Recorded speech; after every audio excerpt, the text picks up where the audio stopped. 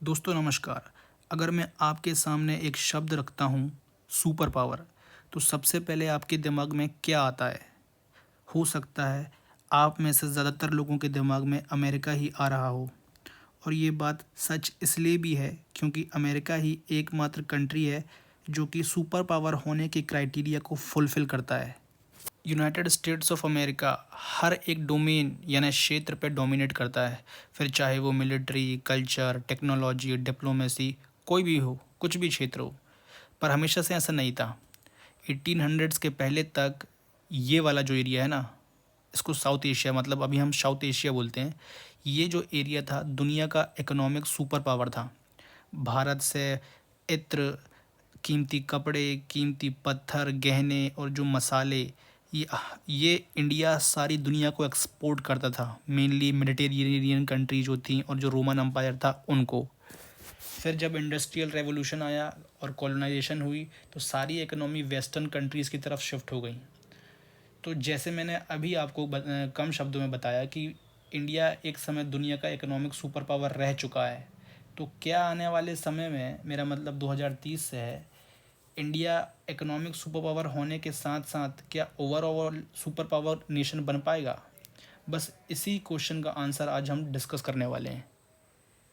तो ओवरऑल अगर super power की बात करें तो उसमें economy, soft power, dominance, military power, ये सारी चीज़ें आती हैं।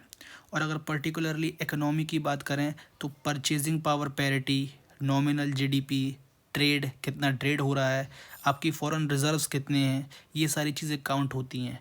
वैसे ही सॉफ्ट पावर में आपकी जो कंपनीज़ हैं जो बाहर डोमिनेट कर रही हैं, जो आपका सिनेमा है, फॉर एग्ज़ाम्पल इंडिया में Bollywood, media, sports, cultural influences, ये सारी चीज़ें भी बहुत ज़्यादा मैटर करती हैं।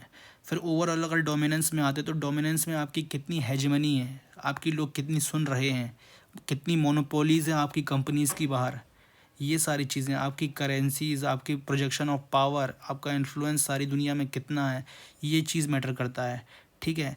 और अगर मिलिट्री पावर में आए तो आपके अलायंसेस, आपके टेक्नोलॉजिकल एडवांसमेंट्स, ठीक है, आपकी स्ट्रेंथ कितनी है मिलिट्री की, आपका फायर पावर इंडेक्स कितना है, ये सारी चीज़ें काउंट होती हैं।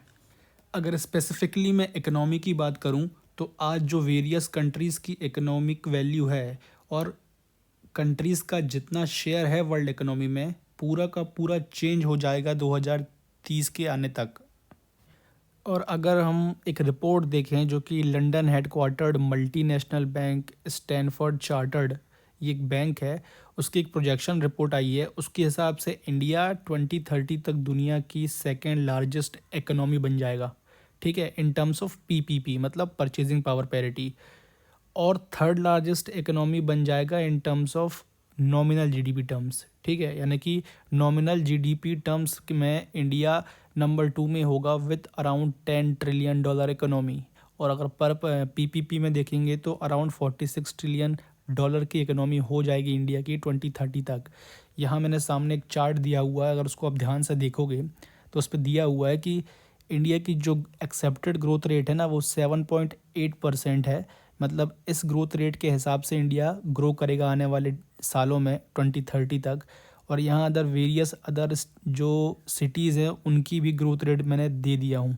ठीक है। और अगर तुम इसको और देखोगे ध्यान से तो चाइना नंबर 1 पे है with around $23 trillion nominal GDP और $64 ट्रिलियन नॉमिनल जीडीपी, वो सॉरी ये पीवीपी जीडीपी। ठीक है, तो इस पर पूरा तुम चार्ट्स देख लेना ध्यान से। तो यहाँ पर मैं यही बता रहा हूँ कि 2030 तक इंडिया नंबर 2 हो जाएगा, और नंबर 2 नंबर 3 मतलब दोनों पर्सपेक्टिव से रहेगा। तो अब हम बात करते हैं थोड़ा इंडिया की जो सॉफ्ट पावर है उसके ऊपर।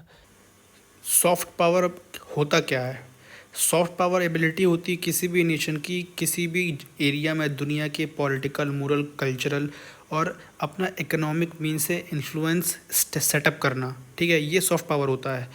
और अगर डिप्लोमेसी की बात करें तो डिप्लोमेसी में इंटरनेशनल रिलेशंस आते हैं, हमारे बेसिस कितने हैं, हमारे कितने ट्रेड ट्रेड एग्रीमेंट्स हैं, और ये सारी चीज़ें बहुत इंपॉर्टेंट होती है। यही सॉफ्ट पावर होती है जो इन्फ्लुएंस होता है बाहर। बास्केट है उसमें बहुत सारे एसेट्स आते हैं, for example yoga, Bollywood, cricket, medicine, pharma और अदर बिग कंपनीज़, इंडियन की जो इंडियन बिग कंपनीज़ है जिनका इन्फ्लुएंस अराउंड द वर्ल्ड है, फॉर एग्जांपल टाटा, रिलायंस, इसरो, जिनका मतलब पूरे अराउंड द वर्ल्ड इन्फ्लुएंस है, तो ये भी अपनी एक सॉफ्ट पावर की तरह काम करते हैं।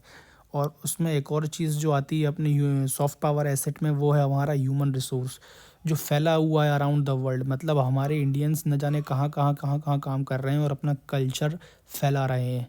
तो ये भी एक सॉफ्ट पावर है इंडिया की, ठीक है। जो इंडिया की वैक्सीन डिप्लोमेसी है, उसमें इंडिया ऑलमोस्ट 60% वर्ल्ड की वैक्सीन बनाता है, ठीक है, यूनाइट है ना। और 60 to 80% जो यूनाइटेड नेशन में एनुअल वैक्सीन प्रोक्योरमेंट होती है वो इंडिया के द्वारा जाती है, ठीक है ना। और सिर्फ इतना ही नहीं, जो कि कोविड-19 में वैक्सीन्स की जो दिक्कत आ रही थी वो भी इंडिया ने सॉल्व करी। इंडिया ने almost 35 lakh doses made in India covid vaccine ship करी 72 कंट्रीज़ में। तो ये दिखाता है कि इंडिया कितना बड़ा लीडर है फार्मास्यूटिकल्स में, ठीक है। तो ये भी एक प्रकार से सॉफ्ट पावर है कि अपन कैसे यूनाइटेड नेशन में डोमिनेट कर रहे हैं इन वैक्सीन प्रोक्योरमेंट। और जो हम 35 लाख डोजेज़ दे रहे हैं 72 कंट्रीज़ को, वो भी एक बहुत बड़ा अचीवमेंट है। तो अगर देखोगे, मैंने ये जो चार्ट दिया हुआ है सबसे पहले इसमें, तो मैंने बताया हुआ है कि इंडिया की रैंक नंबर 4 है आउट ऑफ 142 कंट्रीज़, है ना, जीपीएफ रिव्यू में, जो मैंने पहले भी बताया है। साथ साथ तुम अगर ये देखोगे यूनाइटेड स्टेट्स का जो स्कोर है वो 0.045, मतलब सबसे कम। मतलब ये चार्ट में ऐसा रहता है कि जिसके सबसे कम रहता है वो सबसे बढ़िया रहता है। तो उस रैंकिंग में नंबर 4 पे इंडिया अब ऊपर है, जापान से भी ऊपर इंडिया, ठीक है ना। तो ये शो करता है कि इंडिया कितना पावरफुल होते जा रहा है day by day. Even Indian military आज के टाइम अगर नंबर 4 आ रही है तो इसका मतलब ये है कि भाई among the top leaders of the world India भी खड़ा हो रहा है। अगर मिलिट्री स्पेंडिंग की बात करेंगे तो इंडिया की स्पेंडिंग जो है 2017 से लेके 21 तक सिर्फ बढ़ती आ रही है। 2017 में इंडिया की जो मिलिट्री स्पेंडिंग थी वो $64.6 बिलियन थी, जो बढ़ के 2018 में 66 हुई, 2019 में 71, और 2021 के आते आते ये 76.6 बिलियन हो गई है। हाँ, अगर अपन यूएस और चाइना से कंपेयर करेंगे तो वो बहुत कम है, बट हमारी इकोनॉमी ग्रो कर रही है धीरे धीरे। और विद टाइम जैसे ही हमारी इकोनॉमी बड़ी बन जाएगी तो हम अपना मिलिट्री स्पेंडिंग बढ़ा देंगे। जो आज 76.6 बिलियन है वो आने वाले टाइम में 100 बिलियन के क्रॉस कर जाएगा, ठीक है। और सबको पता भी है हमारे नए इक्विपमेंट भी बन रहे हैं। फॉर एग्जांपल हम थर्ड वॉरशिप की बात चल रही है, तो ये सारी चीज़ें फ्यूचर में पॉसिबल है और होंगी ही होंगी, 100% है। तो ये सारी चीज़ें थी भाई। अपन फायर पावर इंडेक्स में नंबर 4 पे हैं। हमारी military spending year by year बढ़ते जा रही है, और जैसे हमारी इकोनॉमी और बढ़ेगी ऑलमोस्ट हम 100 बिलियन क्रॉस कर देंगे। तो we are the fastest growing economy के साथ साथ फास्टेस्ट ग्रोइंग मिलिट्री ऑल्सो। तो we will be military super power in upcoming years. तो जो चीज़ें हमको हिंडर कर रही हैं उनमें से बहुत सारी चीज़ें आती हैं, जैसे फॉर एग्जांपल पॉवर्टी, हमारा जीडीपी, जो हमारी मैन्युफैक्चरिंग इंडस्ट्रीज़ और टेक्नोलॉजी है वो, हमारी अनएम्प्लॉयमेंट फैक्टर, और जो मिलिट्री मॉडर्नाइजेशन है वो, है ना। हमें पॉवर्टी डिक्रीज़ करना पड़ेगा, हमारा जीडीपी इंक्रीज़ करना पड़ेगा, और साथ साथ जो टेक्नोलॉजिकल एडवांसमेंट है और जो अर्बनाइजेशन है वो करना पड़ेगा, ठीक है। मिलिट्री मॉडर्नाइजेशन करना पड़ेगा। तो ये सारी चीज़ें हैं। तो at the end of the video भाई यही है, एक कोट के साथ एंड करूँगा वीडियो, कि United States is the leading force in the Indo Pacific strategy and China the main target country, then India is the main country the United States depend on to balance Beijing. मतलब यही है कि अगर America और waste को China को tackle करना है तो इंडिया बस एकमात्र उनके पास सॉल्यूशन है, उसके बिना वो कर नहीं सकते कुछ भी।